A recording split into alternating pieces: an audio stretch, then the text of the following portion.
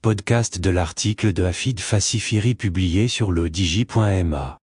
L'auteur a intitulé son article « Grandiose cérémonie d'ouverture de la Coupe du Monde des clubs, merci Tanger ». Il commence son article ainsi. C'est une magnifique leçon de tolérance et de civilisation que le public de Tanger a offert avec cette exceptionnelle cérémonie d'ouverture. La leçon de tolérance. Tous ceux qui ont assisté à la cérémonie d'ouverture de la Coupe du Monde des clubs à Tanger mercredi en début de soirée n'ont pas tari d'éloges en ce qui concerne la qualité du spectacle offert. Même son de cloche chez ceux et celles qui l'ont suivi de très loin et qui n'ont pas été avares en compliments et en hommages. C'est une cérémonie d'ouverture, pour le moins exceptionnelle, qui a fait réagir Gianni Infantino. Ce dernier a loué la beauté du spectacle et a été apparemment épaté par une série de chorégraphies, de chants et musique et d'images établissant un trait d'union entre le passé et le présent.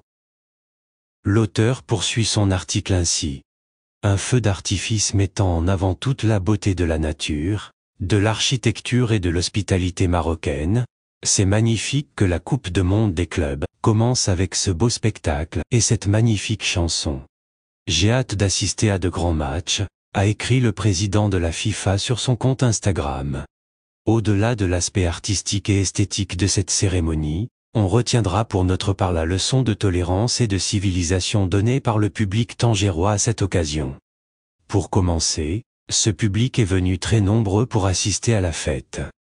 Une fête qui a commencé dès l'après-midi aux alentours du stade, avec de la musique locale et des centaines de jeunes qui dansaient dans la rue. Les supporters brésiliens du FC Flamengo n'étaient pas encore arrivés à Tanger pour danser la samba, mais les Tangérois ont déjà mis l'ambiance avec des airs de musique du folklore nordique et des jbala. Ni insulte ni cris racistes. Et puis, le public a longuement applaudi l'équipe néo-zélandaise du FC Auckland lorsqu'elle est rentrée sur la pelouse pour l'échauffement. Et ce public a soutenu et encouragé littéralement l'équipe du National du Caire, comme pour remercier les Égyptiens d'avoir encouragé les Lions de l'Atlas lors de la récente Coupe du Monde au Qatar. Inutile de vous préciser qu'il n'y a eu à déplorer ni insultes ni cris racistes, comme cela est devenu malheureusement trop courant dans les stades d'Europe. Cette édition survient dans la lancée de Qatar 2022, et pour ceux et celles qui ne connaissent du Maroc que Marrakech, Casablanca, Essaouira ou Agadir, l'occasion leur a été donnée de faire connaissance avec une ville historique, aux mille et une légendes. L'auteur précise sa pensée ainsi. Effectivement, Tanger est présente dans la culture universelle avec des artistes de renommée dont Delacroix et dans la littérature mondiale, avec de grands écrivains, qui ont vécu dans cette ville, de Truman Capote à Jack Kerouac en passant par Antoine de Saint-Exupéry, Tennessee Williams, Paul Morand, Roland Barthes, Jean Genet, Marguerite Yourcenar, Paul Bowles et Joseph Kessel, ce sont là de grandes figures du monde de la littérature, qui ont un jour décidé de venir vivre à Tanger. Sans oublier Tahar Ben Jelloun et Mohamed Choukri. Pour terminer, inutile de rappeler l'accueil exceptionnel réservé à l'équipe d'Al Ahly, que ce soit à l'aéroport de Tanger ou à leur résidence avec une visite du président de la FRMF, M. Fawzi Lekja.